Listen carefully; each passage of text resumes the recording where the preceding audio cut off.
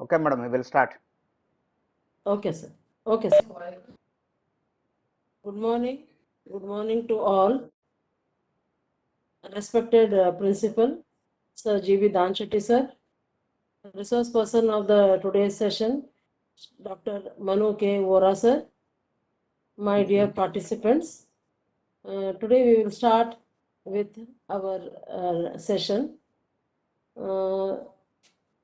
Dr. Manu K. Vora, sir, Chairman, President, Business Excellence Incorporation, Illinois, USA, a faculty, Fulbright specialist, philanthropist, and TEDx speaker. He holds BTech honors in chemical engineering from Indian University of Technology, BHU, Varanasi, MS 1970 and PhD 1975 in chemical engineering from Illinois Institute of Technology, Chicago, USA, and an MBA with Marketing Management 1985 from Keller Graduate School of Management, Chicago, USA. He is at present the chairman and president for a global quality management consulting firm.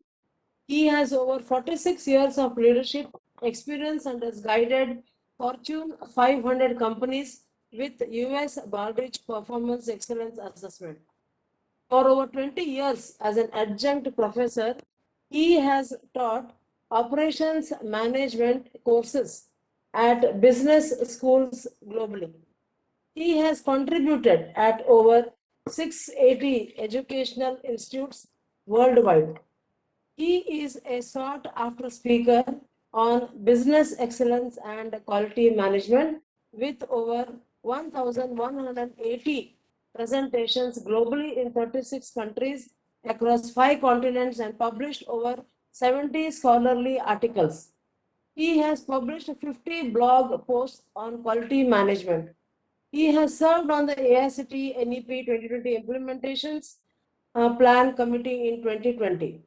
In 2021, he has contributed as resource faculty at 35 AICT Atal FDPs and served as an expert peer reviewer for over 20 AICT Atal FDPs. To talk about his experiences and awards, in 2013, he gave TEDx talks at TEDx IIT BHU Varanasi and TEDx IIT Chicago. Since 2013, he has delivered soft skills and quality management topics using technology to over 100 colleges, universities in India, benefiting over benefiting over 1 million students or faculty or professionals. In 2016, he delivered a project management for organizational excellence, a GN course approved by the MHRD, Government of India, at Alma Mater IIT BHU. In 2016, he is appointed as a Fulbright specialist by the US Department of State and completed his first Fulbright project at IIT BHU in March 2018. As the founder and director and president of the Blind Foundation for India, BFT, he and his team has raised over $5 million to help over 2 million visually impaired adults and children in India. He received NRI of the Year Award 2018 in Philanthropy from Times Now and ICICI Bank in Mumbai, India. Dr. Vora sir has also received awards, almost 56 awards and honors for his outstanding professional service, including the Fulbright Specialist appointment from the US Department of State. He received 35 awards or honors for his lifelong committee service, including US President's Volunteer Service Award in 1968. He received the J.N. Tata Scholarship to pursue his graduate work in the US. So with this information about our resource person, Dr. Manu K. Vora, sir. I invite him to conduct the session. So, sir, now you can start the session, sir. Thank you. Thank you, sir. Okay, thank you. Thank you, Renukaji, for a kind introduction. And respected principal, I think everybody has to go on a mute. Respected principal G.V. Dhanshetty ji, and all the dear participants who have joined. And at this point, we have 25, and hopefully more will join as we go. So it's my delight to join from Chicago. It's getting late in the evening here, 9:42 p.m. And I'm very much delighted to be part of this wonderful program. And congratulations one more time to Professor Renukaji for putting together wonderful FDP. Now, the topic I'll be discussing with all of you is about innovative pedagogy and effective assessments.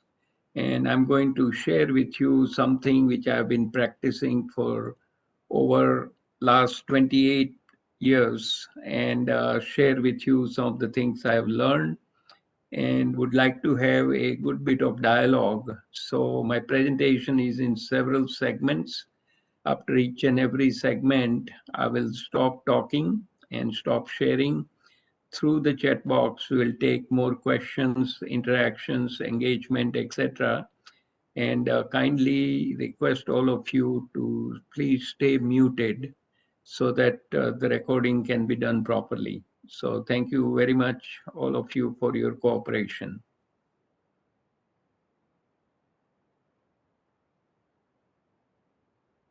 So here is the roadmap outline for the morning's presentation. We'll begin with a quick review of the higher education challenges we are facing in India, and then segue into what value education we need to impart to our students throughout India. And then the major topic of innovative pedagogy, by first focusing on how do we engage our learners so that they are attentive and ready to absorb information you are sharing as a faculty. Then as a faculty, how do you achieve excellence in a way of delivering as well as putting together the programs? And I'll bring in the special topic of need for soft skills in the curriculum in all discipline. And then we'll pick up the second aspects of the presentation, effective assessment. And I'm going to introduce the continuous assessment based on my practical experience, what has worked for me for 28 plus years, rather than the focus on midterm and end term exams. A few quick key references, summary, and in my session, I request all the participants to write down two key takeaways, what you are getting out of this session. And that writing down will allow you to focus on what will you take it back once you are back at your institute. So that's the plan for this morning's 2 hours. So let's begin with the higher education challenges in India, as we have inherited the old British system and we have clung to it for over 100 plus years.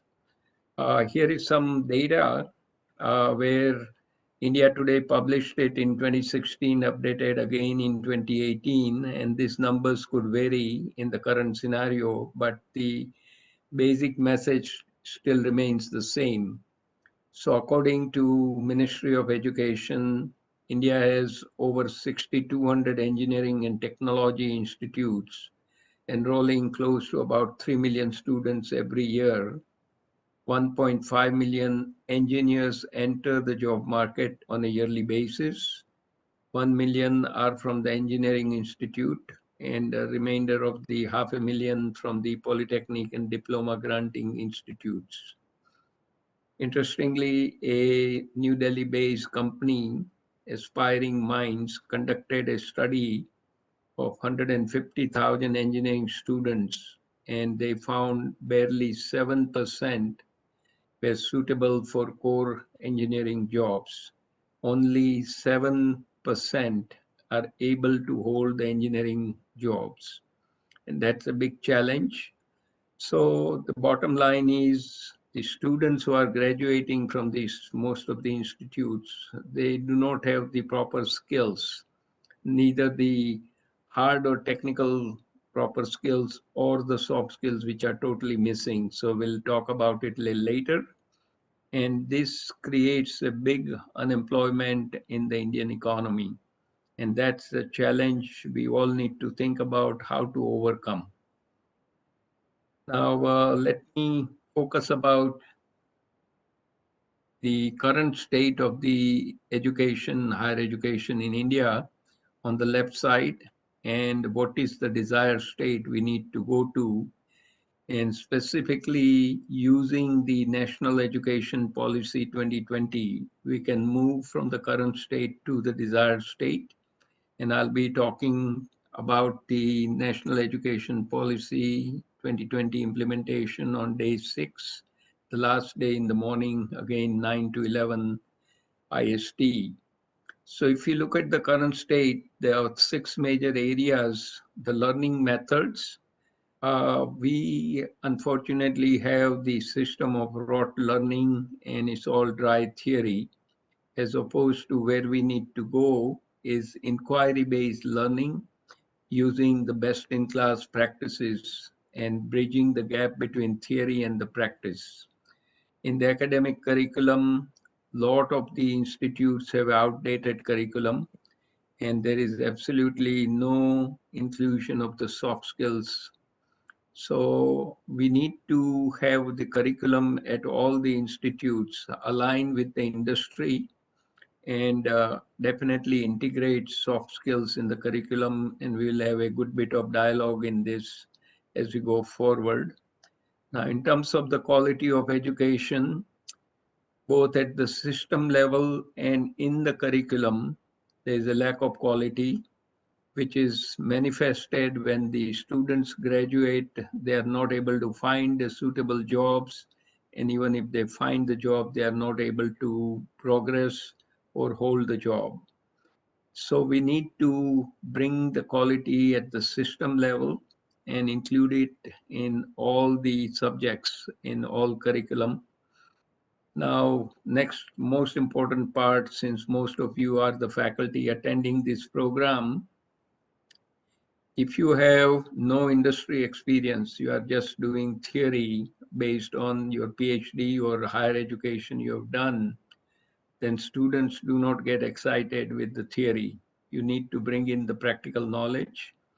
And secondly, if we do not renew our knowledge as a faculty, then we are talking about something which the students have already passed through that gate, and they are racing ahead with lots of new information on their own. So having the industry experience definitely helps. And as a faculty, it's our obligation to continue to renew and upgrade our knowledge. And I'm very happy to share that after working in the industry at AT&T Bell Labs, the one of the best telecom company in the mid 80s, 90s, and early year 2000, then I started teaching in 1993. So I was bringing the practical experience in the classroom, and having the combination of both theory and the practice, which excites the students, and they are more interested in knowing what really works in the industry and how they can use the theory to put it in practice using the industrial experience at their workplaces. Now, industry participation, very few institutes have engagement with the industry. We need to have more engagement by bringing people from the industry on the advisory boards at the department level, at the institute level, and they can bring in a lot of resources. First of all, they will bring in what is required from the graduates, so current requirements. They can help in designing and developing the latest curriculum, which addresses the needs of the industry. Also, they can bring in real resources and help in placement. and they can bring additional guidance and resources at the institute.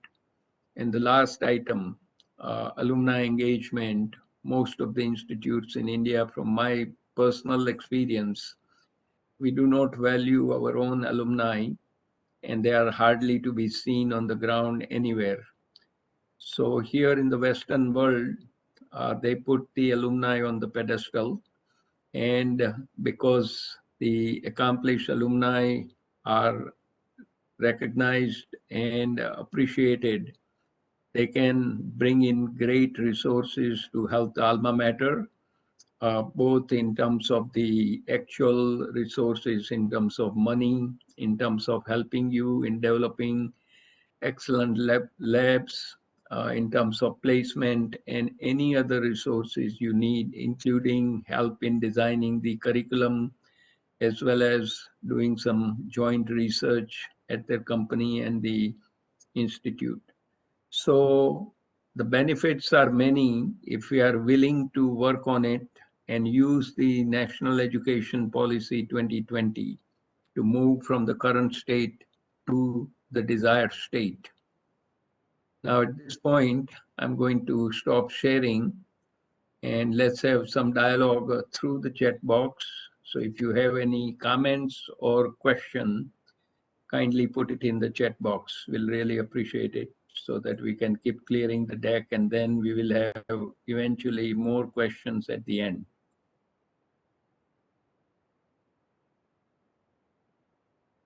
So if you have any questions or comments of the segment we just covered, the current state of affairs in India for education, please come in.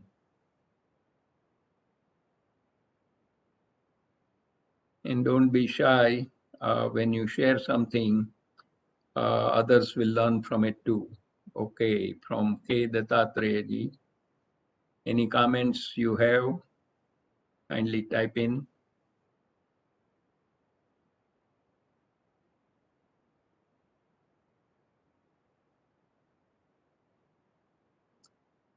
And anyone else who has a comments, questions, please come in. And let's make it more interactive. Okay, Professor Ramananda ji is joined. Okay, good morning. Kindly put in any questions, comments.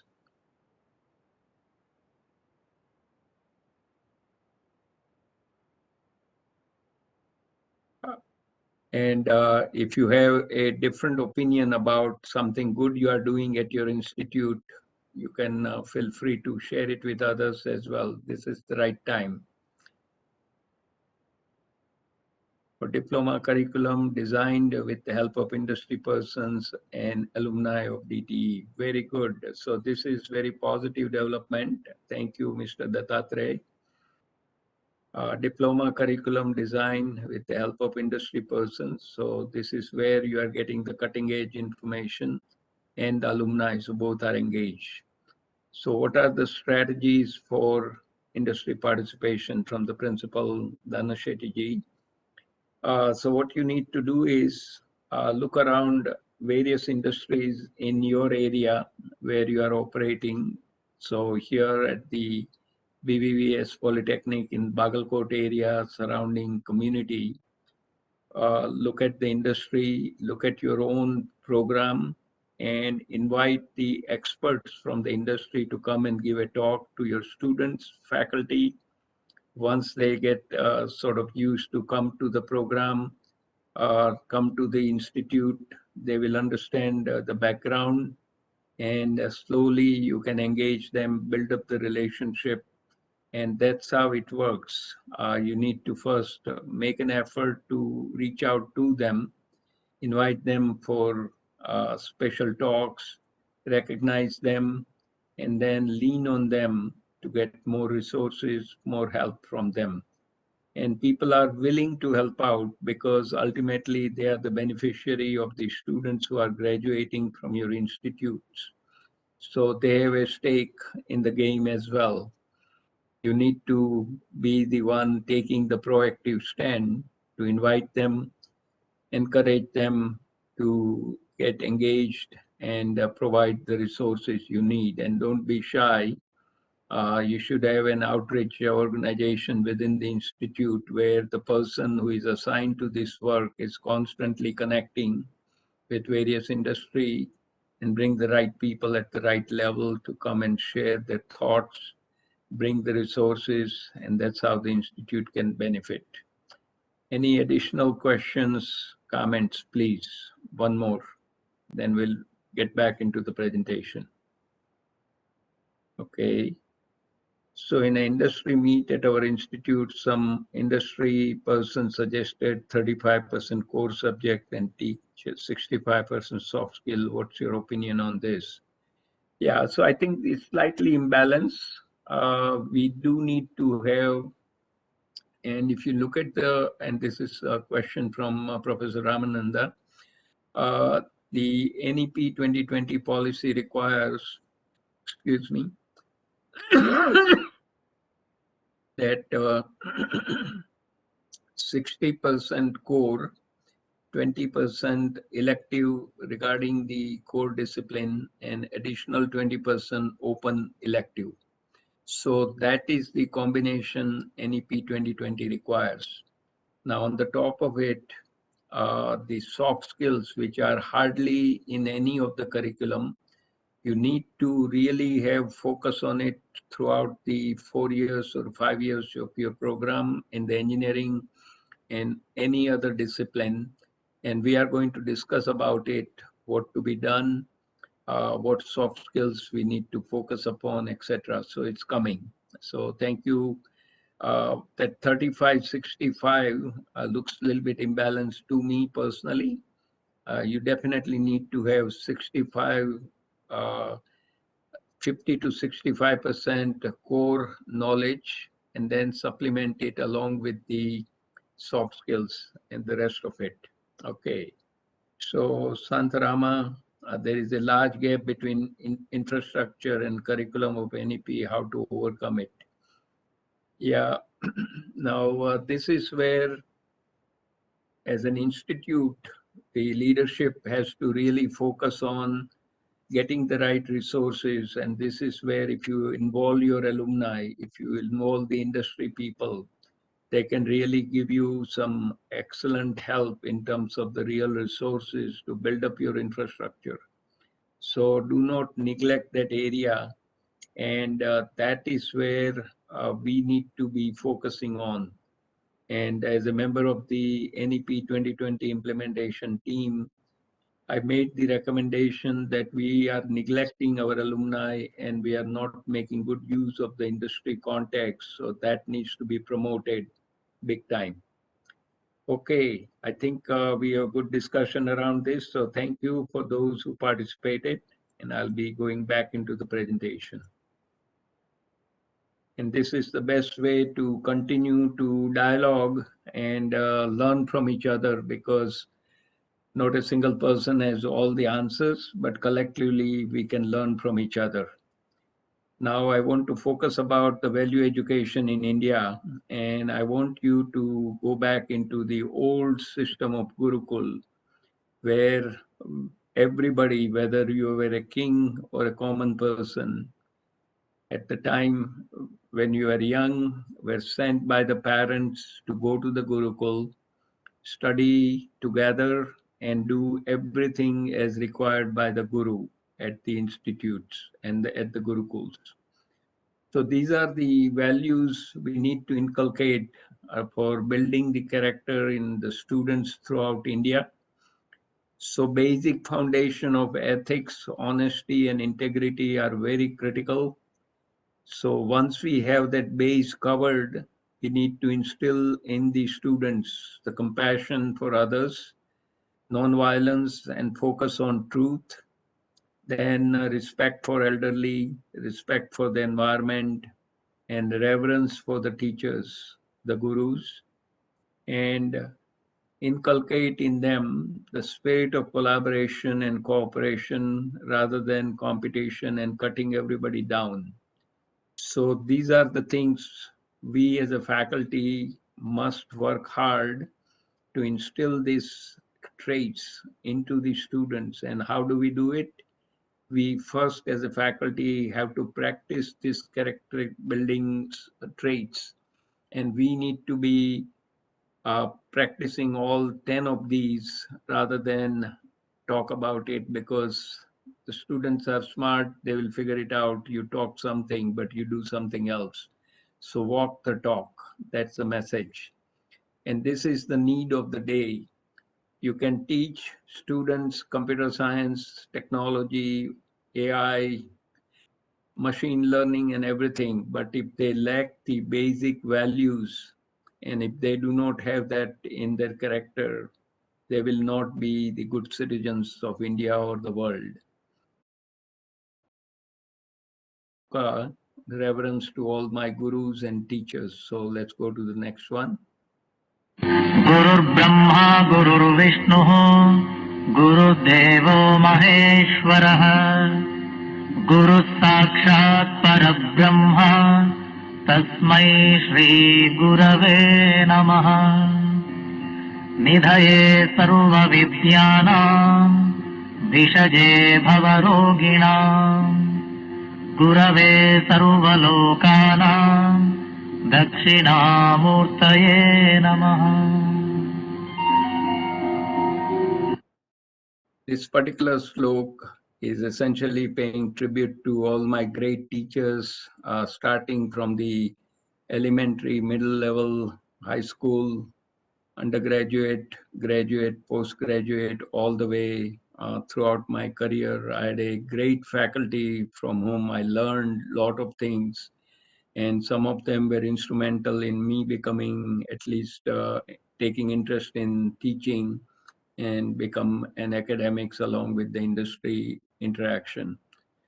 And these are the teachers, and all of you have a great obligation to prepare the next generation of leaders in India. So do not take your job lightly. Yesterday, comment was made at the opening by Dr. Desai, the keynote speaker, the chief guest who gave the remarks, that only 5% of the people come in with a passion to be the faculty or the educator. 95% join because they do not have any other options. You want to be in that 5%, and then once you are in the 95%, keep changing your attitude and take interest to become the best faculty you are capable of becoming, and make use of all the resources and use the guidance and mentorship of senior faculty at your institute, because you have a lot of obligation to take care of the next generation of students passing through your institutes. Okay, now we will segue into the innovative pedagogy, and then we'll stop somewhere in after a few slides once the first part of engagement is done. So we'll focus first on the learner's engagement. So think of it this way: all of you as a faculty have done great thing. You have some industry experience. Either you worked in the industry and then join academia, or once you have joined the education institute without any practical experience, you start working on the industry projects by doing consulting, where you can take your students, yourself, solve some real industry problems, and that's how you can get the real practical experience from the industry, how things get done. And this is what will make you understand that industry works differently than just the academics. Now, all of you, when you do your homework right and when you have done everything good, you are a powerful transmitter of the knowledge. But you need to make sure that the students are the receivers, so their antenna is highly tuned and they are able to absorb and receive the knowledge you are sending. So you need to have both hands at the best. The outstanding transmitter, that's the faculty with the up-to-date knowledge, and the students who are fully engaged and very eager and curious to absorb the knowledge you are providing. like a sponge. They can absorb everything you are sharing with them. That will make it very effective transmission of the knowledge. So over the years, I require in my classes my students to be coming in, to be involved in their own learning. And when they learn something new, I request them to apply that on the live projects in a team setting, and they are required to share what they have done in the project with the classmates. So a simple but elegant model: involve, learn, apply, and share. We can all use this concept, and I've been practicing it, and I find it that when you have a high expectations from your students, they will come through. If you don't have the high expectation, they will lower their performance and they will not do their best. And in one of the slide, I will focus upon what is the real role of the faculty to challenge them along with the other areas you need to focus upon. Now, here is a interesting way to look at 12 keys to the kingdom for learners engagement. And this is where you can create magic in the classroom. So from the years of experience, I've been applying all 12 items. So let's go through it very quickly. So when you are taking a topic, ask one of the student to do research and bring in short presentation in the class, verbal presentation for few minutes. And you keep rotating the students so everybody get a chance to do that research, come back and talk to the rest of the class. Secondly, as a faculty, I must share the importance of the topic and what is the real world application of the topic. Now, this is the thing which will excite the students to pay attention to the topic they are going to be learning about. So you need to create that background. And next, I allow the topical question at the beginning of the session to more like icebreaker, and you keep rotating the students at different topics. Now, again, as a faculty, we must focus on delivering the basic concepts and principles so that there is no need for memorization. Unfortunately, our system is such that it's memorization and vomiting. Students memorize facts only, they do not have any foundation or basics of the principles, and they cram it, go to the exam room, and spit it out. Once they come out from the exam, there's hardly any retention of the knowledge, and that is really not the way education should be done. And that is where our role as a faculty is to drill in the basic concepts and the principles. Once they understand that, they will be able to apply that to solve real world problems. And again, as a faculty, we need to encourage the curiosity and innovativeness to flourish in the classroom. Now, I, at the end of my session, like I mentioned at the beginning in the outline, I require all my students to have few key takeaways at the end of the session, and they all talk about it quickly towards the end of the end of the session, end of the course, etc. Now, I was looking at the Harvard Business Publishing, and they gave some tips, which is from point 8 to 11, and I've been using some of them very successfully. You can always conduct a short poll or do the voting in the class. If appropriate, you can arrange the role plays where students really get engaged and have a discussion in the small group. And those small groups can take a look at the topic, discuss it, and then have a rep to come back and report to the full class. I require my students to be working in the teams on the real projects, and then they write up the project report and make the presentation about what they have discovered and what findings they have on the project they have selected in the team. And you can always invite guest speakers who can bring in their special perspectives so that everybody gets a benefit from the knowledge. And sincere request all faculty members who are attending today's program, continue to replenish your knowledge and be at the cutting edge, because unless we are at our cutting edge, how do we expect to give the best or the cutting edge knowledge to our students? So this is our obligation. And if we do all this thing well or the right way, we got a gold star. Now, I want to share with you a few quick models of student and learners engagement. So as I mentioned, I come from the industry, and after the industrial experience, I found out that the things that work in the industry is the people working in the team. It's not the solo effort, but collectively people work together, and the success in the industry comes from teamwork. So my goal was, when I started teaching in the business school, in the MBA program, total quality management, supply chain management, project management, risk management, etc., that teamwork becomes the core component of my classes. So I use this model. CEO is the acronym I've been using: collaborative, experiential, and outcome based. So collaborative means number of students, and of course here we have a smaller classes between 10 to 18 students in the management courses at the graduate level. We form the teams, and they need to be working in a collaborative and cooperative way within the team for the project.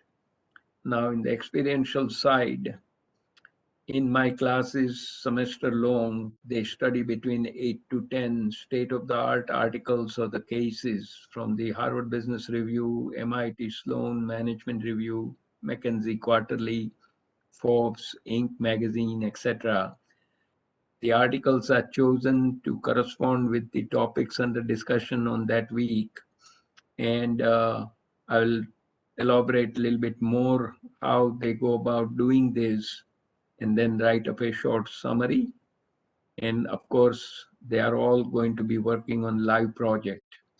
And outcome based, where a reflection journal is created, and I'll share a sample of it very shortly, with a few simple questions to capture what they have learned in the classroom and what they are going to apply when they are back in the workplace. So big focus on implementation. So learning is good, but if we don't apply, that learning goes away.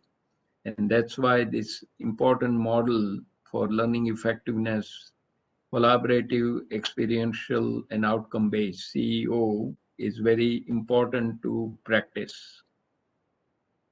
So here is the sample about the article summary, a template I provide to them, the guidance.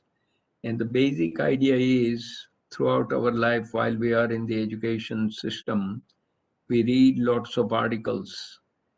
Of course, because there's so much reading done, we hardly have much retention. And then after a while, everything sort of blurs out. So in order to improve the retention, I've been using this simple technique of asking my students in the initially at the individual level, but then collectively in the group, they need to focus on three things to have better understanding of what they have read. So first part is, what are the key principles and practices from the article? Write it down in the 3 to 4 simple bullet form. And they occupy 2 pages of summary per article for the entire group of about 4 to 5 to 6 people. And space allocation is only 15%, writing down 3 to 4 bullets. The major effort is in the middle, where they need to show the application of principles and practices from the article by name. So this is where we are bridging the theory with the practice. And each student write down 5 to 6 lines, specific experience, connecting the principles or the practices they've seen in the article, how they have been able to relate to it from the previous work or the current work. That's the most important item. And the third, what are the key takeaways from the article? 3 to 4 bullets, which are common for the entire team. So first bullet common for the team, third bullet common for the team, but the second bullet in the middle is each and every individual will write their specific own experience. And they only have 2 pages, so they have to really manage the real estate, the space, and write less with the succinct summary. And this is one of the things I learned when I was in my MBA program here. In the new product development course, we had a brand manager from Procter and Gamble P&G, one of the best marketing company and consumer products company. So he said, if you are going to be meeting with the top person in your organization, your 5 minutes, what are you going to take with you? You can only take 1 page. And on that page, first write down what you expect that person to do for you, and then explain a little bit about the rationale or the logic why you are asking for that help. So when we are focused, which will require a lot more thinking and a lot more time to write down 1 page rather than writing 100 pages, which could be fluff. So coming from the discipline of quality, I always tell my students, expect quality, not the fluff. So do not give me hundreds of pages. Write down 2 pages of summary for the article per team. And those things, once they've written down the summary, they discuss it in the class. And so I pair it up more like a debate amongst the groups, and they learn from each other different perspectives. And this is how, when we focus upon the key issues from the article and have some thinking and reflection about how it relates to the actual work you have done, the retention is much, much better. And the reflection journal I mentioned, it's a very simple 3 items. It's only to be done on 1 page, and 3 key learnings from the course in the bullet form. What are the 3 key lessons you will implement in the bullet form? And last one, share your plan on how will you implement your 3 key lessons. So getting this reflection journal on 1 page in the bullet form is it requires a good bit of reflection and writing it down of what you have really learned and what you will take it forward. So focus on implementation also. Okay, now I'm going to stop sharing here, and let's take some comments and questions about how do we engage students in the classroom. So if you have some good practices, kindly share.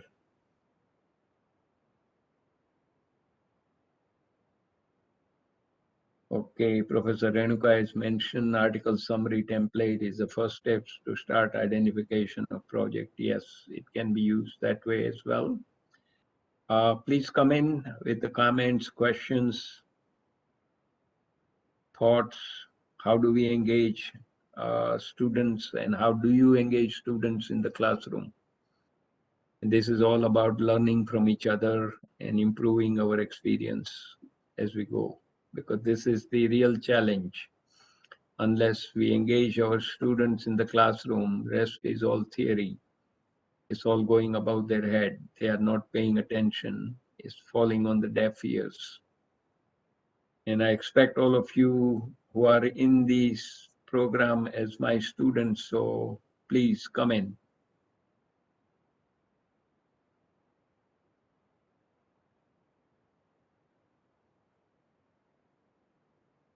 And you need to be proactive, willing to share, involve, learn, apply, and share that model. I'm expecting you to share some of your good practices as well, so as we go along. So kindly come in.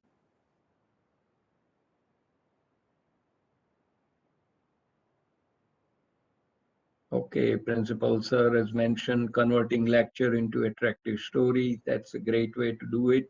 So you start with the story, get the attention, and then weave in the rest of the lecture with the principles and practices. Great idea. Keep going.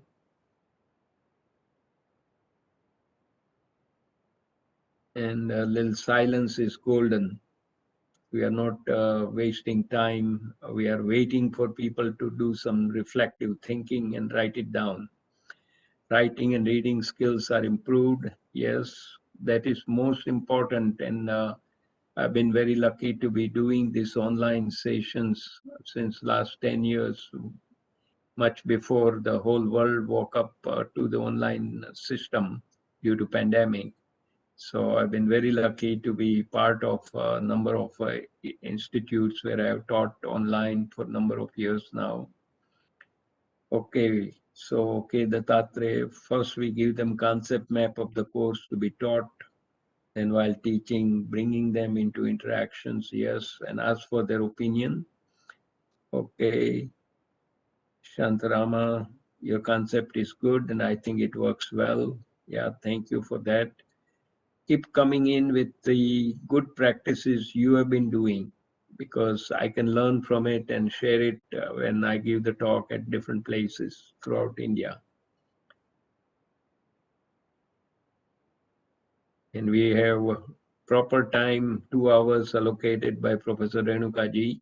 So we want to make good use of it through interactive program rather than I keep talking and do a single one-sided monologue, which is not good either for me or for you. Okay, 1 or 2 more comments, then we'll keep moving in the interest of time.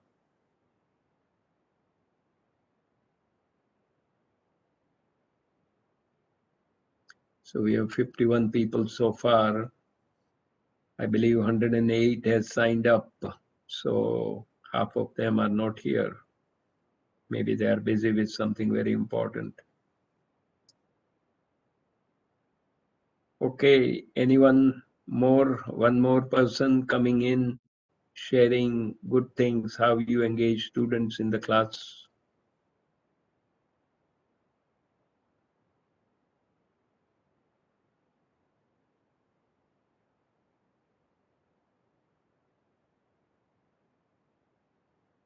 So when I teach on site, in order to get the response, I walk around the class and I stand next to a person and that forces them to come up with some answer. Okay, so Professor Ramananda assign a number to each student and ask students who said one will come to the first bench. This will help to mix the students. Yeah, whatever works. I think we need to be creative, we need to be flexible, and we need to make sure that we understand the nuances of how to engage the students in the classroom. Yeah, and then give the group work to each bench. Perfect, forming the groups by giving them numbers and then mix them up. Nice.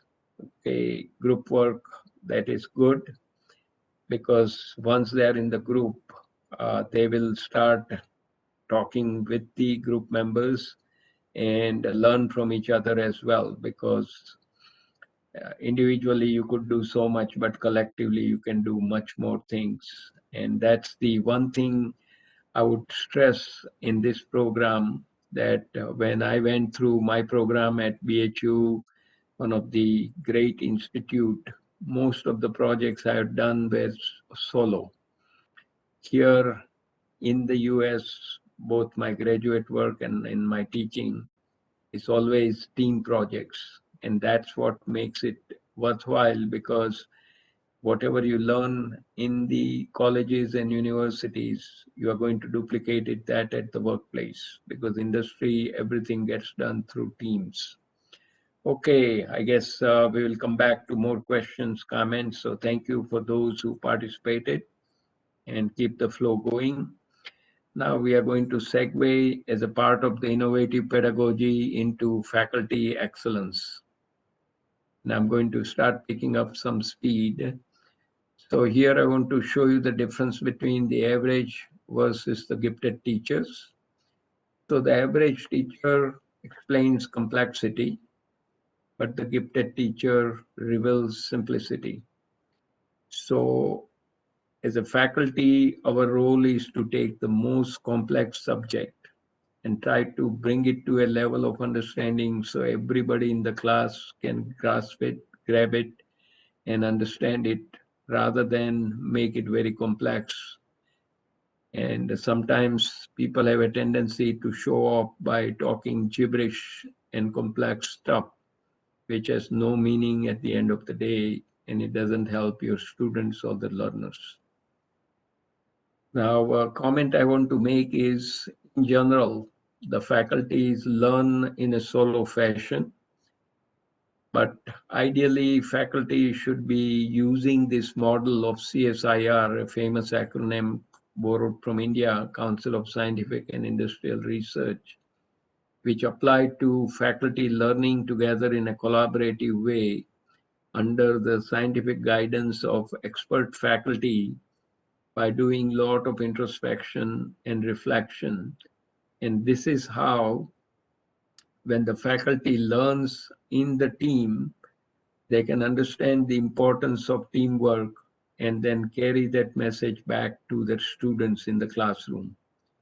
Now, Professor Ramananda has come through the program in which number of faculties collaborated with each other in different teams and worked on very specific articles and the projects assigned to them as a team. And that learning is more important to do it in a team setting rather than doing individually, because sometimes you may have some doubts, but you are not able to clarify unless you are in a team. So in Sanskrit, there are many forms of teacher. I want to share that with you here. So at the beginning of our journey as a faculty, we are just sharing the information. We get a title of Adhyapak. When we add knowledge to the information, we became Upadhyay. Then when we share the real skills, we become Acharya. When we share the insight, we become Pandit.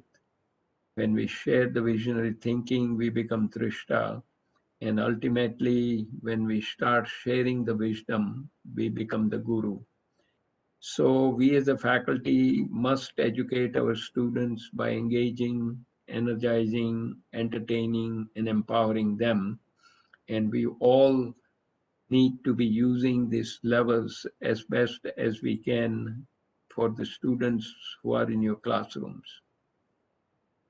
So this is the real capture of what's our role as a faculty. We must excite the students who are in our classes. We need to engage them, like we went through the innovative pedagogy, how to engage students in the classroom. Then we need to empower them. And then best of all, we need to challenge them. So as a faculty, it's not our role to give out the solution. Give them the resources and let them figure out the solution themselves. So once they master that methodology, they are ready to tackle any real life problems they will be confronted at the industry, at the workplace. Very important, excite, engage, empower, and challenge your students. That's the role of the faculty. Now, I'll stop sharing here and we'll take some quick questions.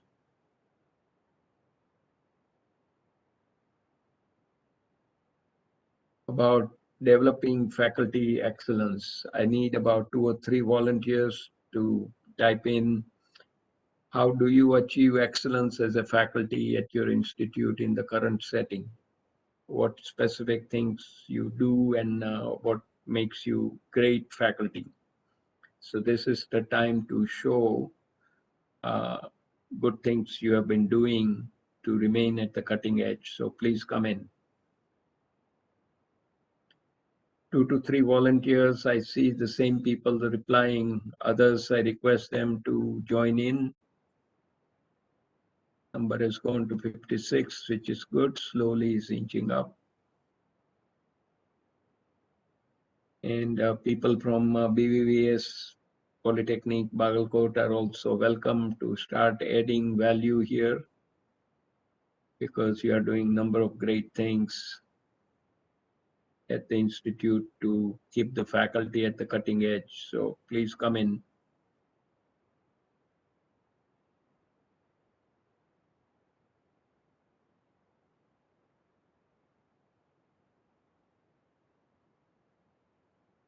All we need is about 2 to 3 volunteers. Type in, how do you achieve excellence as a faculty? What are some of the good practices you want to share? At least talk about one or two quick. Motivating faculty as per their aspiration and the needs. Yes, thank you, Professor Dhanashetty ji. Very important. And I heard recently a quick talk about first find out what you are good at, what you would like to do, and what others are expecting you to do. So focus on those things, what you are good at, what's your strengths, what you like to do, what excites you to do things at the institute. Okay, couple more people coming in. All of you are faculty, and I'm sure you are all trying to do the best to become the best faculty. So what are some of the good practices you have been doing? Please share.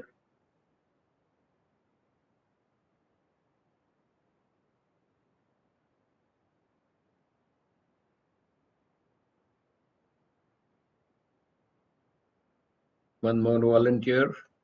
This is your area. As a faculty, you do a lot of things to remain, to become the best.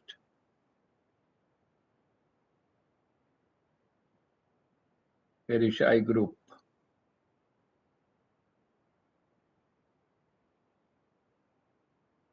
Okay, we'll take up questions as we go forward. So now we are back to the importance of the soft skill as a part of the innovative pedagogy. So first of all, I want to share the importance of soft skills, and this question was asked by Professor Ramananda.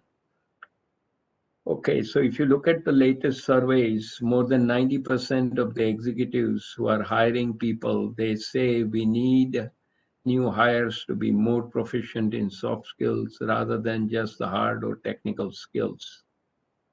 And the last bullet, very critical.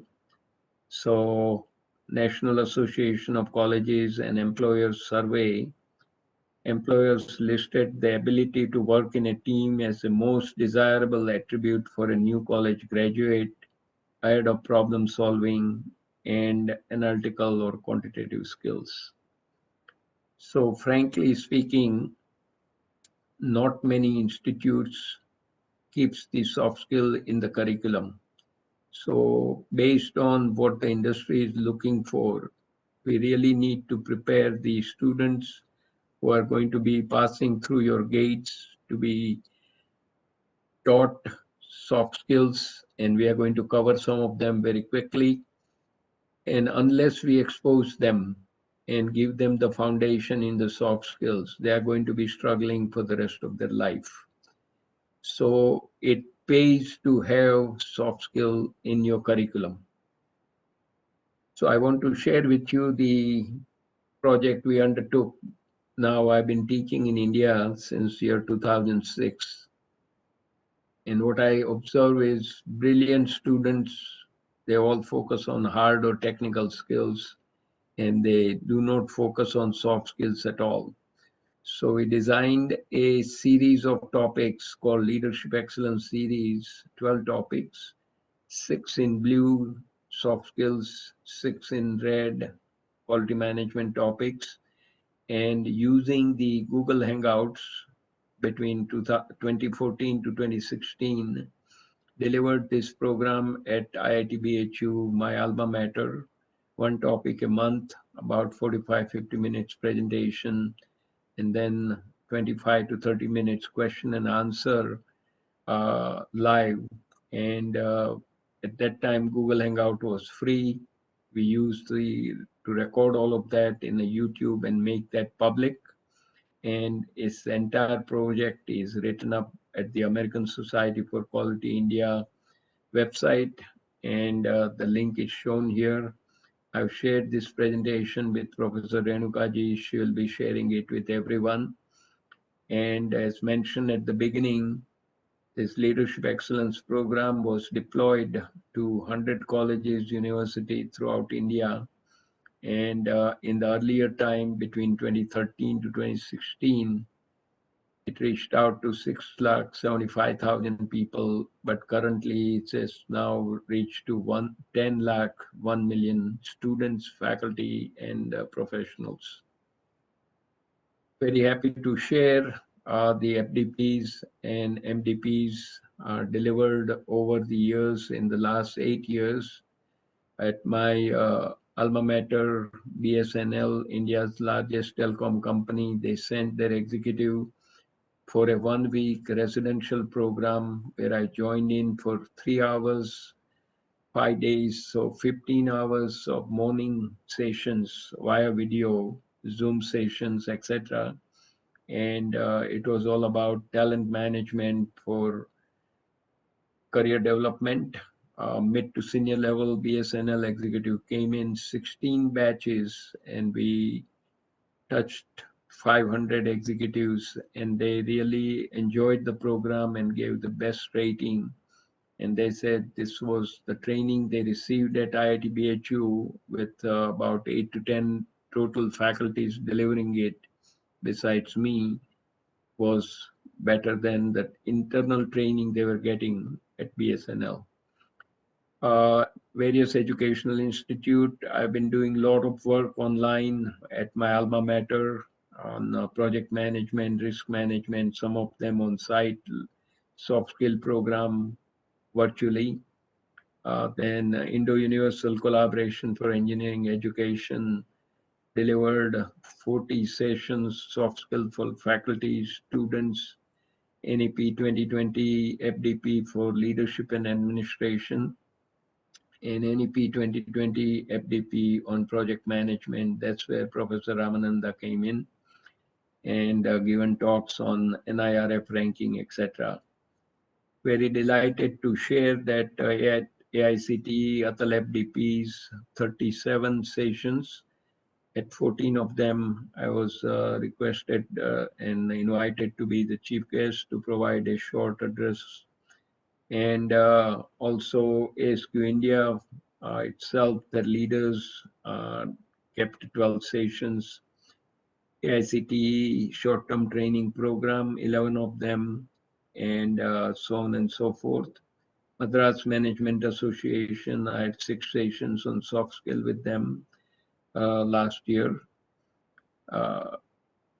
And continuing at the NGOs in 2 in Gurgaon and 2 in Kolkata, the volunteers, the leaders, and the workers were taught the soft skills because they wanted to improve upon their soft skill to serve the communities where they are working. So number of institute, including Illinois Institute of Technology, my alma mater here, I've done several programs. And I'll talk about the government of Gujarat, Gandhinagar in the next slide. So back on 18th of March 2016, when I was visiting India, Swami Nikhleshwaranand is shown in the top right middle. He was with the Ramakrishna Mission in Vadodara. Now he's shifted as Adhyaksh at the Ramakrishna Ashram in Rajkot. He got the okay from Commissioner A.J. Shah, Commissioner of Higher Education, Government of Gujarat. The person in the white shirt on the left, he has now retired. So the commissioner gave me 45 minutes to deliver a talk on effective time management at the BISEC studio in Gandhinagar, capital of Gujarat, where via satellite we connected with 450 colleges, and 5 lakh students and faculties benefited from the live presentation. The entire program has been recorded professionally, and the YouTube link is shown. So if you want to learn about effective time management, the total presentation, 45 minutes, is there embedded in the YouTube with the link.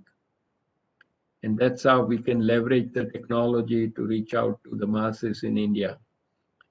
Our project on delivering the knowledge using technology was awarded a DL Shah Quality Award in Silver category by the Quality Council of India at the 11th National Quality Conclave in New Delhi. And in the picture, my wife is with me. She was visiting with me for about 6 weeks. We were in India. After this national conclave, we ended up at IIT-BHU to deliver the Gyan project on project management, etc. So members of the team and the host who recognize us is shown on the picture. Now I want to quickly run through some of the soft skills. Then we begin with the communication. So it's interesting to remember that no matter what job you have in life, our success is determined 5% by the academic credential, 15% by the professional experiences, but 80% by our communication skills. So what we do is we run after 5% and 50% and neglect the 80%.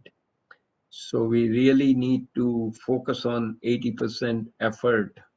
That is the improving our communication, and this should become the lifelong pursuit.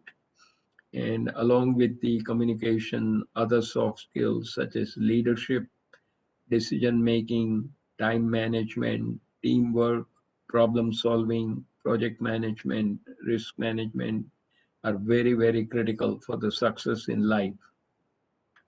So let's quickly review the importance of two-way communication.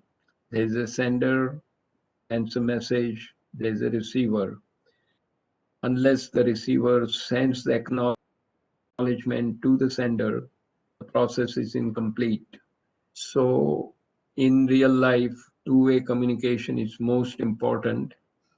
If a sender sends a message, take time to quickly review what you received and everything is okay.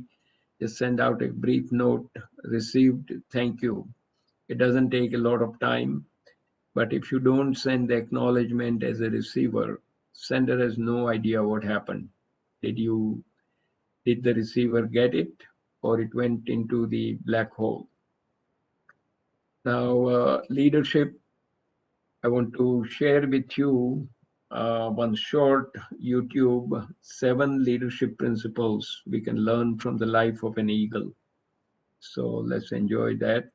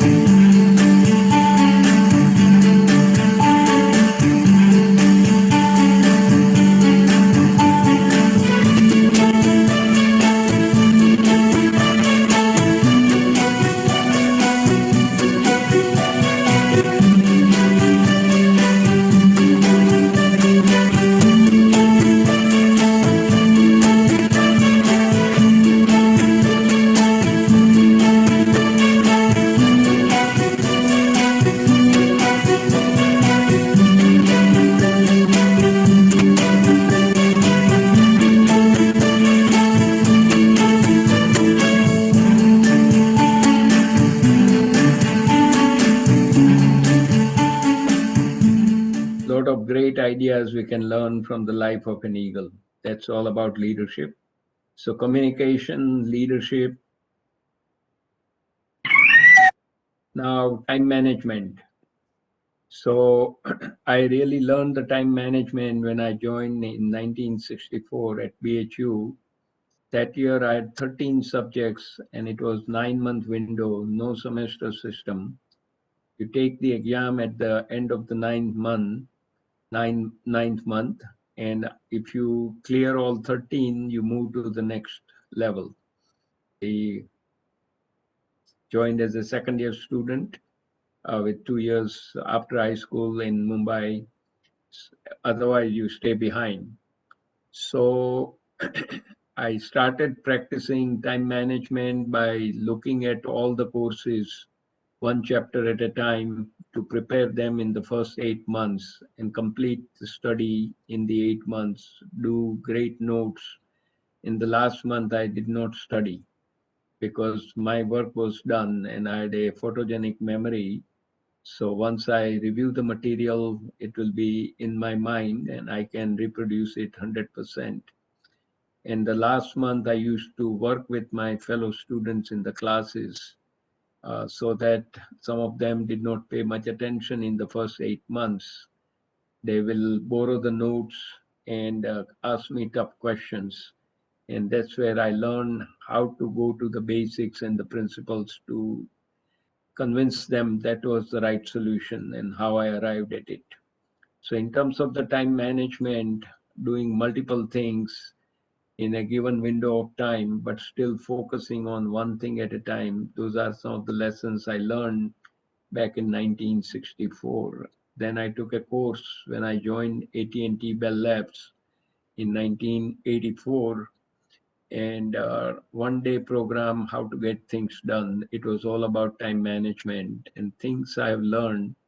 I'm still practicing both professionally and personally. So goal setting, prioritizing, planning, decision making, scheduling your time, saying no when you are busy, how you organize yourself, how you handle the interruptions, the both uh, internal and external.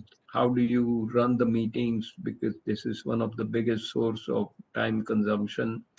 How to avoid procrastination, how to delegate, how to collaborate at the workplace. And sum total of these is all about time management. So there are time wasters. I really just want to share with you, there are both internal and external. You need to be aware about them and do not fall in this trap of which will eat away your time. So lack of discipline, disorganization, procrastination, inability to say no, and poor delegation skills. These are the internal time wasters. External ones are the interruptions, especially the smartphone, SMS, WhatsApp messages coming throughout the day. And if you keep attending to it, your time is going away. And the email and the real mail comes in. Office socializing, too many meetings. The Harvard Business Review published an article showing that world over, people spend 2 days out of 5 in the meeting, and out of which 50% of that time is useless because those were ineffective meetings. In other words, you are only working for 4 days out of 5. One day was wasted on non-productive meetings. So manage your meetings well. Do not call meeting unless it's required. Use agenda and make sure that some action item come out of the meeting. When the goals are not very clear, people get frustrated.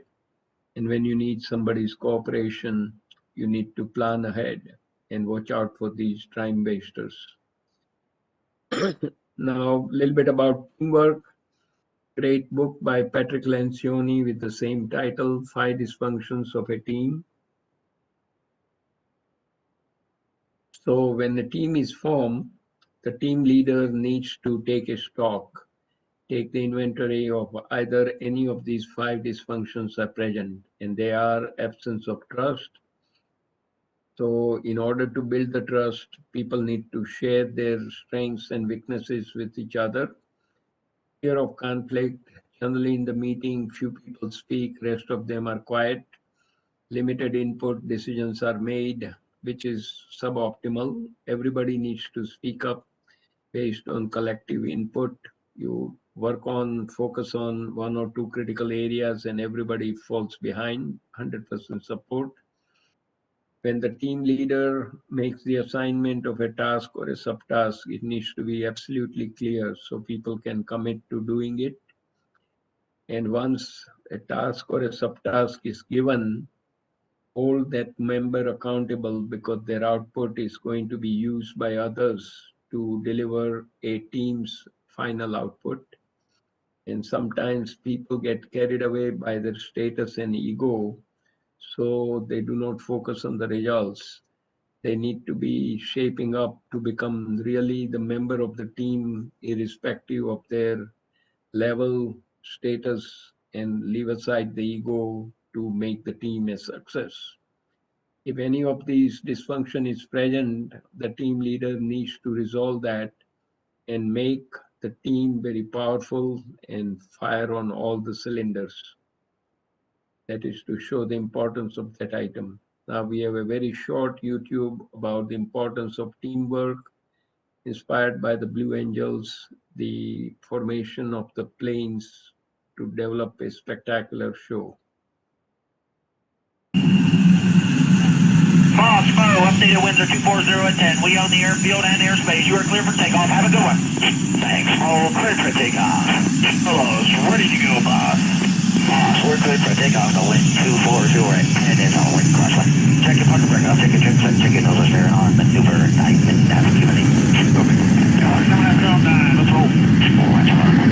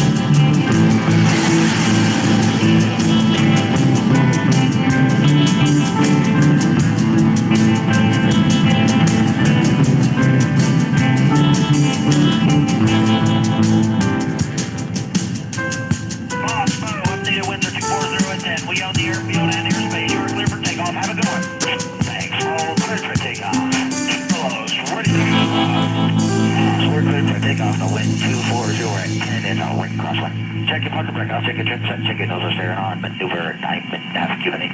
Okay. Coming up here on 9, let's roll. Roger, Rumble.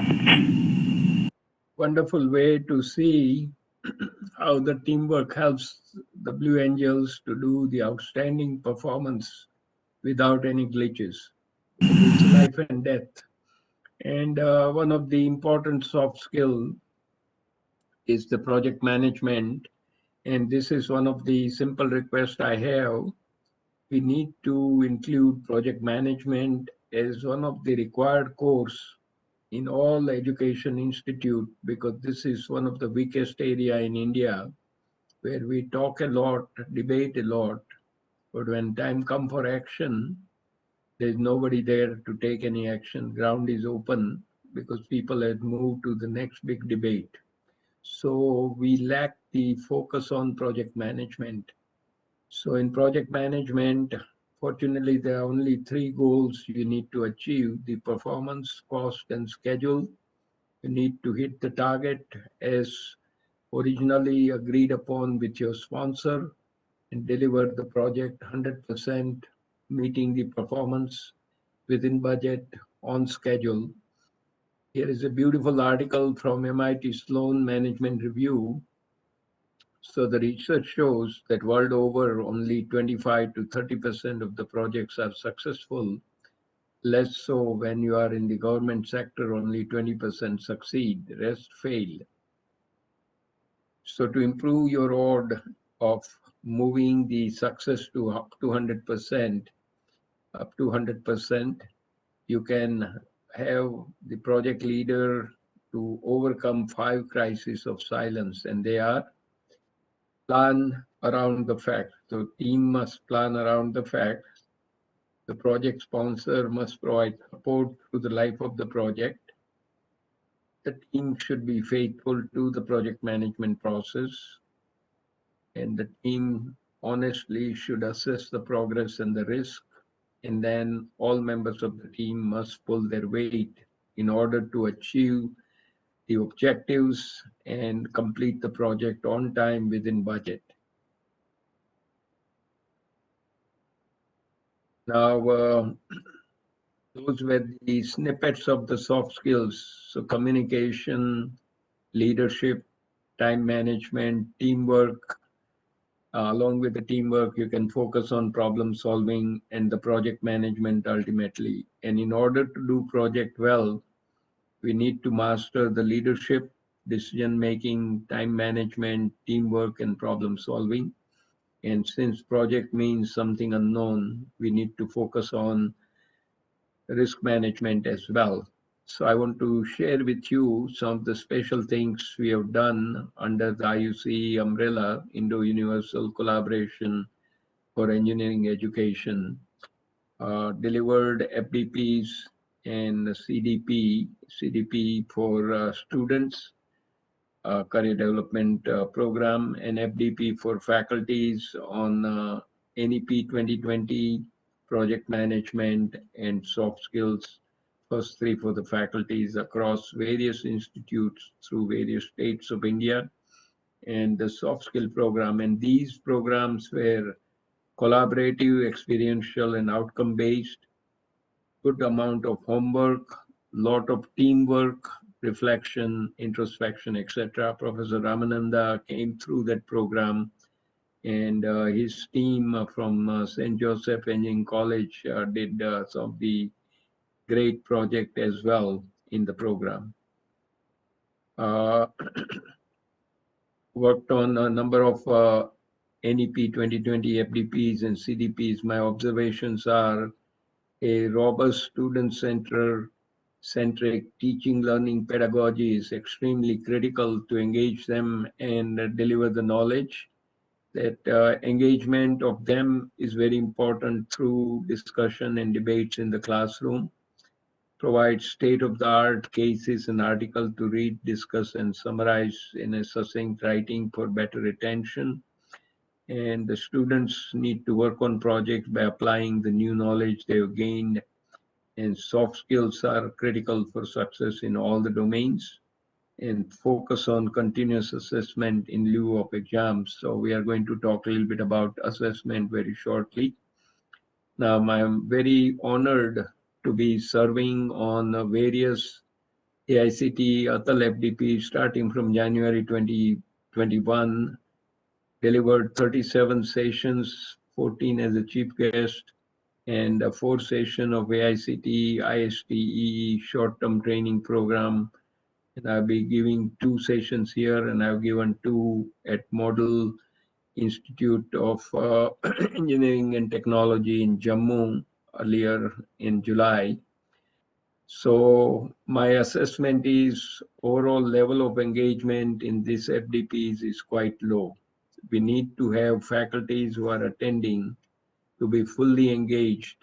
Secondly, the attendance is a big issue.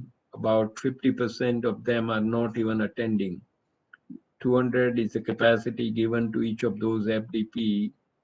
I've observed, and I'll share with you in the next one as a expert peer reviewer, the outcome is not great. A lot of effort is expended, both money and time, by AICTE. People sign up, but they don't show, and that is not great thing. So greater engagement of all the attendees, and there needs to be a collaborative, experiential, and outcome-based learning in the AICTE Atal FDPs. Also, as an expert peer reviewer, I was honored to be invited. There are about 7 or 8 people, most of them from India. I'm the only one from outside of India, invited by AICTE to review the ongoing Atal FDPs as an expert reviewer to give the guidance of how they are doing, how we can improve upon them so that the next round of FDPs starting in 2022, March onward, can have better outcome. So 43 reviews have been completed so far since October. So it's been really hectic. Last week I had 13 FDPs to review over a 5 days window. So very demanding, but I enjoyed some of those topics I've been observing. Most of the FDPs are well conceived and executed. Now the issues to address, I've seen at one place only 10% out of 220 people were attending. And so 10 to 60% is the attendance compared to approved registrations. And some of those FDPs had only few expert resource faculty to deliver the program, and some of them were just bringing their own within the institute. So you need to spread out. So congratulations here. The FDP designed by Professor Renukaji. There are total 13 different resource faculties delivering 16 topics. And this brings the variety and different experiences for the benefit of the attendees. So this is a better model. Now I'm going to focus for the next 10 minutes on the effective assessment, and then we'll segue into questions. So this is what I've been practicing. I do not have any midterm or end term exams, and being a senior faculty, I have been excused from not requiring the midterm or the end term examination here, at least in the US. In India, where I taught, first few years it was okay. After that, because of the accreditation issues, they were forcing me to take the end term exam. So I told them, you do what you need to do. I'll continue to do my part of the continuous assessment and leave a small tail end, about 15 to 20% for your end term exams. So I use these 5 different ways to measure the level of learning by the students in my classroom. One is a discussion board. A topic is discussed and I'll quickly run through them. It's 25% weight individually. Article, case reading, discussion, and summaries, we alluded to it in earlier part of presentation. Team-based, 30%. Team project report, 20% team-based, team project presentation, 20% in the class. And then the reflection journal, I covered it individually 5%. So by having variety of assessment schemes on a continuous basis, I'm able to gauge whether they are learning in the classroom and are they able to put it in practice on working on simulated projects in the team setting. And that has a more value rather than forcing them to take midterm and end term exams, which is all about memorization. It's not real learning there. So discussion board, as I mentioned, 8 to 10 discussion topics are selected, and every week one topic aligned with the topic under discussion.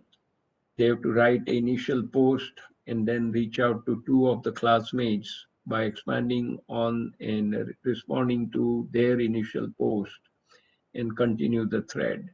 And my role is to challenge them to add more value as they go along.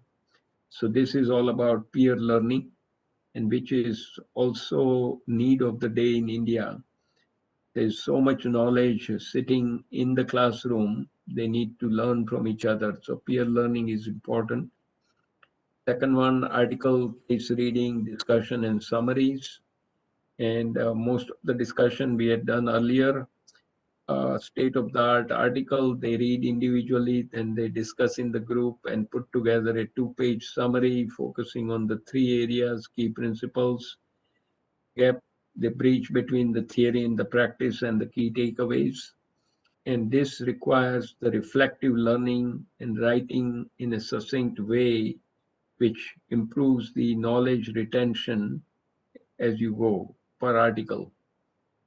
Third, team project report.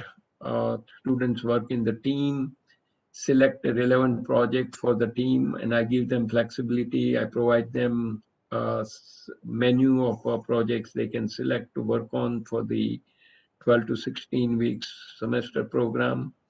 And I provide variety of templates. So team meeting summary, the charter, the communication plan, work breakdown structure, the Gantt chart, project status report, project metrics, risk response plan, lessons learned, future improvement, project report, and project presentation. So this is about the project management course where these templates are given to them as a skeleton, and they need to put in what real work they have done in the team. A structured project report allows the objective assessment of teams' collective output in a systematic way. Presentation, everybody in the team needs to be part of presentation, and they use the project report to build up the slide deck, become very creative and deliver it, and I allow the peer evaluation on the presentation part as well, some small component, so they begin to learn how to assess other people's work, because once they join the industry, they will be required to be reviewing the projects coming up for funding. And the reflection journal, we talked about 3 key learning, 3 key lessons, and plan to implement those 3 key lessons, 1-page bullet form with a little bit of a grade on it. And this essentially recaps the course and begins the journey from learning to implementation of the new learnings. So here are some of the key references. Leadership Excellence series I mentioned, effective time management talk, YouTube, career development talk I'd given at Ahmedabad Management Association on site on 8 February 2019. And effective decision-making talk at Madras Management Association in Chennai online via Zoom. So in summary, higher education institutes in India should impart value education to all students. I think we need to go back to our roots. We are trying to copy the rest of the world, but we are neglecting our own indigenous values. Also important first to engage the learners and students in the classroom, get the receivers ready then you can be a most powerful transmitter to transmit your knowledge. And achieving the faculty excellence will lead to the better knowledge transfer. You are at the cutting edge, so you give the best to your students. Soft skills are very important and should become the part of the curriculum. And continuous assessment for the course is more effective than the midterm and the end term exams. So as I mentioned up front, I would request all of you to write down 2 key takeaways from this session, which will allow you to reflect back when you are back at your institute to start thinking about how do you put in practice what you learned from this session in the morning today, day 2. So with that, I want to end my presentation, and we are ready to take the question and comments and 1 key takeaway in that order. So first questions, then comments, and then 1 key takeaway from all of you one by one. We have 20 minutes before the session will end, and we are at 54 people at the moment. Okay, so let's get busy.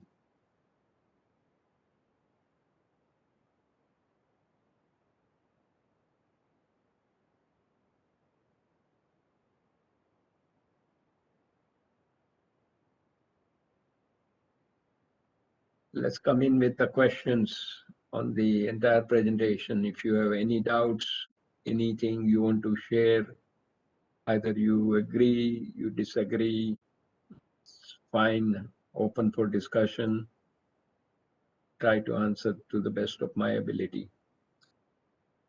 And let's make use of the time left for us effectively. You have 17 more minutes to go. And we are not ending the session early. We need all of you to be engaged. Whatever you learn, come up with any questions if you have. If not, a comment will be great. And then 1 key takeaway. I would like to hear from all of you, please. And we can begin with the Home Institute, BVVS Polytechnic, Bagalkot. Come in, please.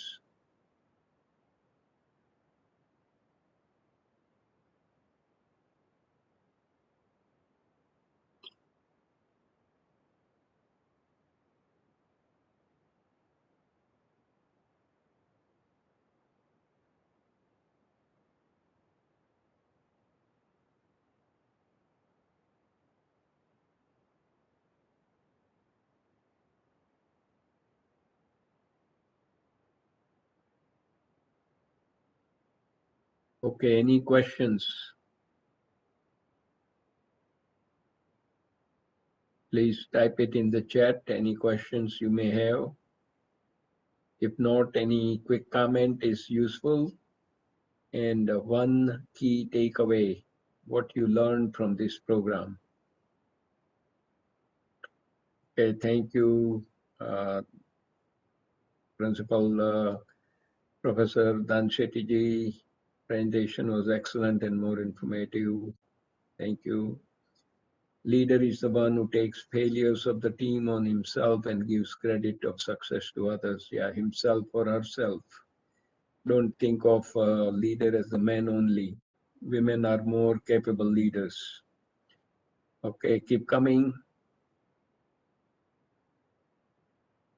A comment or a 1 key takeaway. Continue. We have 15 more minutes. Time is ticking. So let's make good use of time to learn from each other what you are getting out of the session.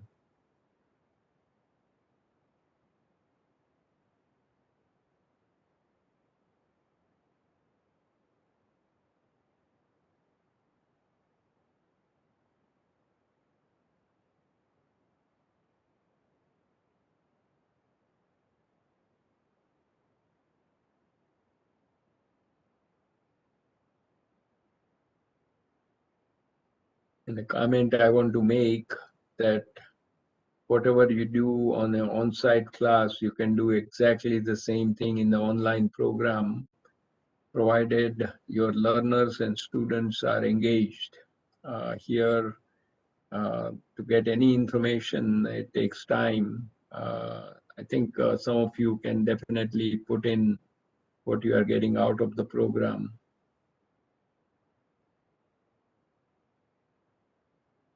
A key takeaway, short item, what you learn from it.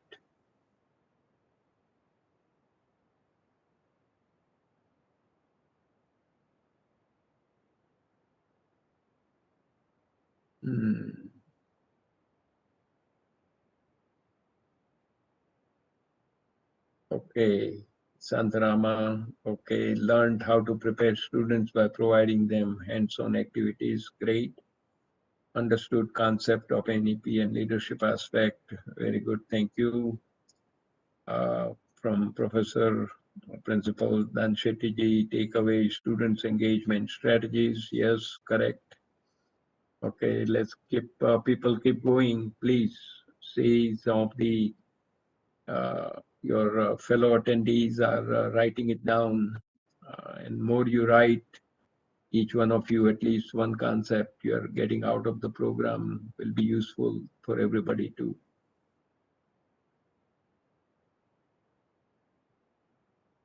Okay, Rekha, agree with you. For continuous assessment is much better than having the midterm and end term exams. Student will be able to learn freely. Yes, you are taking the stress away from them. The pressure of mugging up and vomiting will be taken off. Retention and the knowledge transfer will be much better. And you will be able to see whether they are really learning and able to apply, or are they just passing through. Learn leadership qualities, project handling. Thank you, Aruna.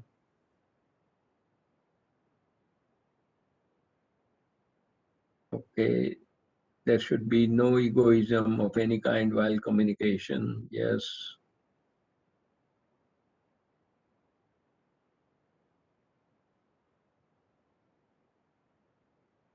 And communication is one thing we can all keep on improving throughout our life. And I'll share with you a couple of anecdotes.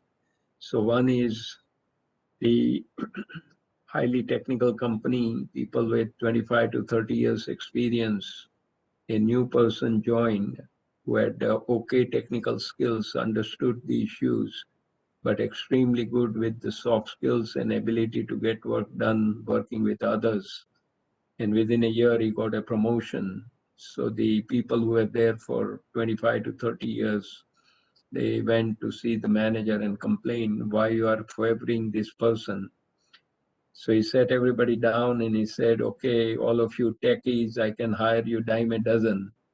But to find a rare combination of good understanding of technical subject, but excellent soft skills and ability to get the work done is more important. And that's why he got the promotion. Secondly, while I was at the institute in BHU, one of the faculty put me down when I was asking too many questions. He says, in my class, you will no longer ask any more questions. So I essentially shut down and went into my own shell. I was very good in studies. I was a rank holder. Coming to US, I realized that doing the graduate work, if I don't speak up and I have some value to add, I can be taken down as a fool. So I started sharing things back again. And that practice, along with the help I received from my mentor at AT&T Bell Labs, I continue to focus on making improvement in my communication. Now as a faculty, you have to pay me to stop talking. So it's a matter of practice. If I can do it, all of us can do it. Okay, Shaila Shabade, thank you for the wonderful session with example. Learned a lot about how to engage the class in an effective way. Thank you. And I think we all can do good amount of practice. Keep talking. work with your friends, and take the opportunity to give presentations at different places. You will learn by practicing. And this is the way of life. More you work at it, you will get better at it. And do not neglect communication. Okay, a few more. We have 9 more minutes to go. Another thing about communication, if you are working in a team, you may have some great ideas, but if you cannot communicate them across the table within the team, your ideas will remain as ideas and you will be frustrated. So keep improving the communication. That will carry you a long way.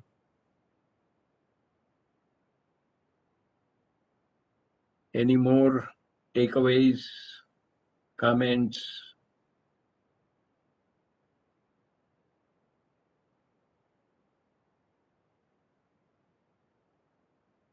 Okay, we have 55 people, only 4 or 5 of you have spoken. Where is the rest? Nuzat, Mobeen, project has to be implemented practically rather than just being a topic of debate.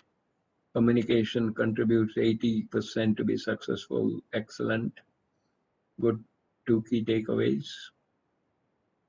Few more to come in, please. Would love to hear from all of you.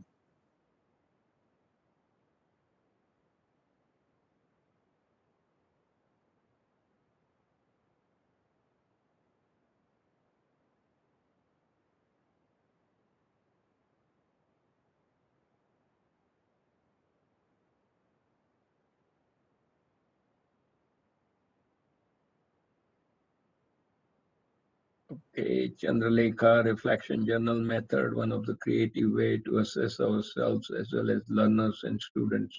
Great point, thank you.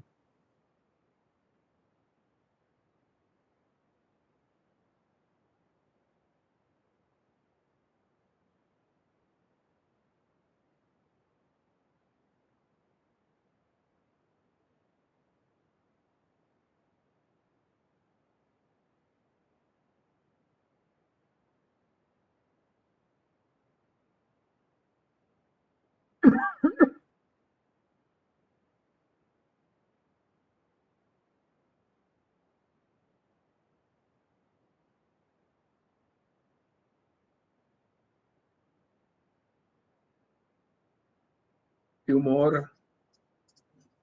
And then the organizer, Professor Renukaji, and maybe the principal can do the closing.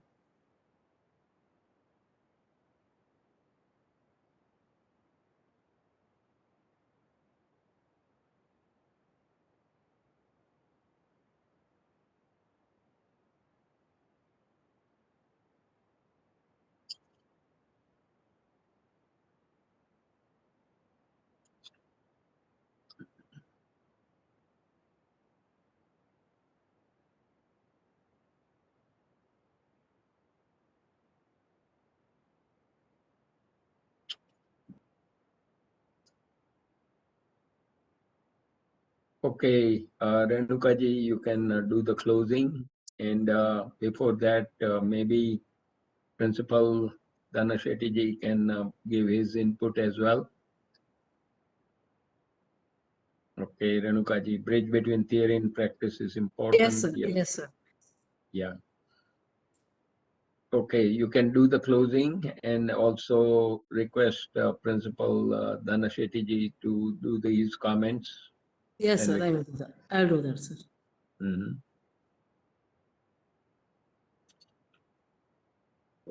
Hello, sir. Mhm.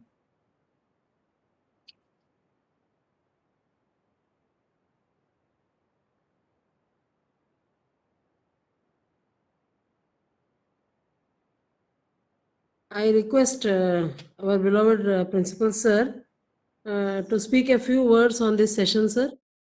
Yes, madam. Yes, madam. Yes, madam. Okay, sir. Can I start? Yes, sir. Yes, sir. Yes, sir. Yes. Highly respected Dr. Manu Vora ji and coordinator Brigadier Madam ji and all the participants. Really, I enjoyed this session since 2 hours.